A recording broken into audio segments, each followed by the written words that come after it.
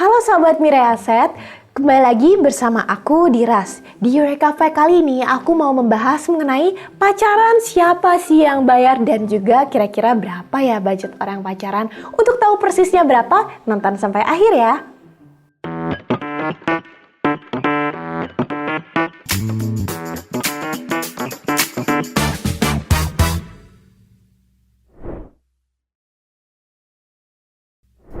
Kalau kata Jennifer Lopez nih, love don't cost a thing.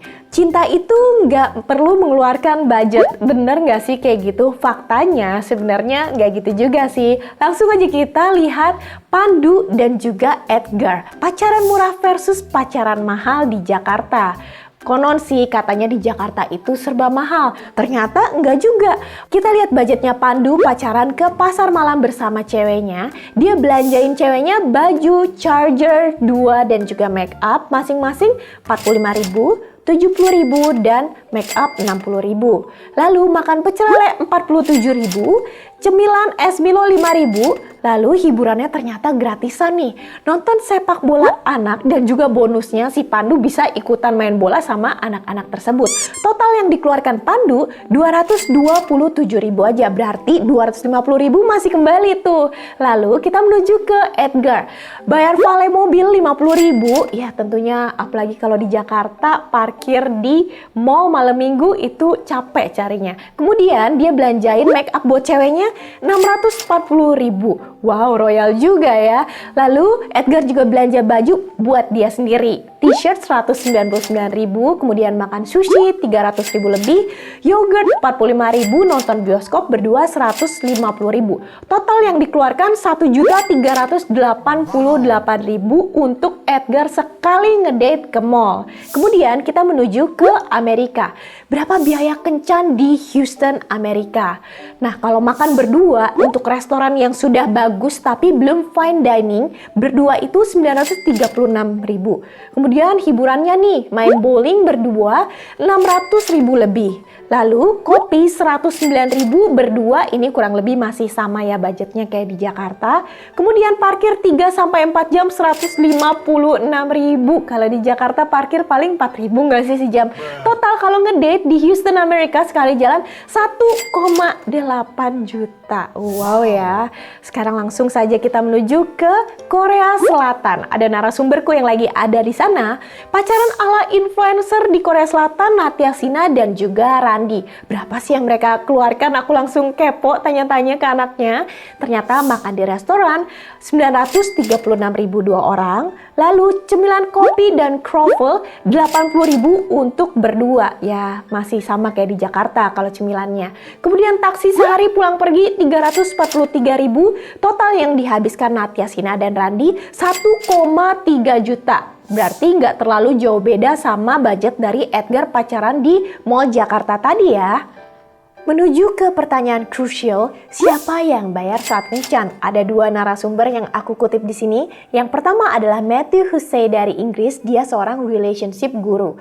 Menurut Matthew, dia berpendapat kalau aku akan memperlakukan cewek aku seperti aku memperlakukan best friend aku yang pria. Makanya kalau kita sama best friend kita biasanya split bill, kalau jalan sama cewek, harusnya cewek ya split bill juga, patungan dong gitu menurut dia. Kemudian menurut Anna B dari Swedia, pendapatnya berbeda lagi nih.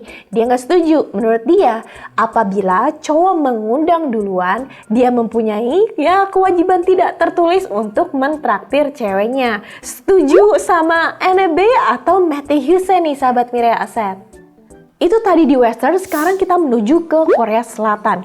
Kalau di Korea Selatan itu, pria biasanya mentraktir di kencan pertama, berikutnya gantian. Contohnya jadi kalau makan siang ditraktir cowoknya, ntar kalau makan malam masih bareng, ceweknya yang gantian bayar. Ya kurang lebih ini masih sama ya pengeluarannya. Lalu ada alternatif lain nih. Pasangan di Korea Selatan membuat akun bank couple. Jadi setiap bulannya mereka sama-sama memasukkan uang ke dalam rekening yang sama atas nama dua orang ini pada satu rekening. Namun ini akan menjadi gray area. Contohnya akan ada awkward moment bila si cowok ngajak temennya yang sebenarnya ceweknya nggak kenal-kenal amat. Namun si cowok pakai rekening bersama itu untuk traktir makan bertiga. Dari situ ceweknya tentunya akan keberatan dong. Makanya kalau kalian mau mengikuti solusi ini, kalian harus jelas boundariesnya siapa yang boleh ditraktir dan rekeningnya akan digunakan untuk apa. Bagaimana dengan orang Indonesia? Aku bikin voting nih kecil-kecilan di Instagram aku. Aku nanyain, kalau menurut kalian siapa sih sebenarnya yang harusnya bayar? Menurut Uka, seorang food influencer, dia bilang yang harus bayar itu laki. Sesekali kalau cewek mau bayar ya nggak apa-apa. Misalnya abis gajian, cewek juga boleh traktir, katanya sesekali gitu. Kemudian Rizky, seorang fotografer, gue selalu inisiatif bayar sih. Tapi kadang beberapa cewek justru insist mereka mau bayar. Kalau gitu biasanya split bill nggak apa-apa. Begitu menurut Rizky. Bagaimana dengan pendapat lainnya? Ada lagi nih, Darmala 02. Kalau cowok yang ngajak, ya cowok yang prefer bayarin. Tapi kalau sebaliknya cewek yang ngajak ternyata split bill. Berarti menurut Darmala 02 ini sebenarnya masih cukup untung di ceweknya ya. Kemudian Primaksara 20. Yang ngajak yang bayarin. Berani berbuat, berani tanggung jawab, Cip. Gitu menurut Prima. Kemudian Brojack. Kalau niat ke arah relationship, mesti cowok dong yang bayarin. Kalau bisnis mode, baru tergantung yang invite. Itu dia menurut Brojack. Kemudian ada pertanyaan lain yang aku tanyakan nih kepada follower aku. Aku tanyakan seperti ini. Berapa persen sih budget pacaran berbanding gaji per bulannya? Ternyata voting terbanyak nomor 1 dari total voters 71 orang. Mereka bilang budget mereka 10 hingga 30% dari gaji. Ini cukup besar loh, 45% yang voting. Kemudian nomor 2, sebanyak 27 voters itu 38% mereka menggunakan 1 hingga 10% dari gajinya. Namun disclaimer, ini tidak bisa menjadi perwakilan suara untuk seluruh Indonesia. Hanya sebagian kecil saja. Follower aku kebanyakan 18 tahun hingga 35 tahun.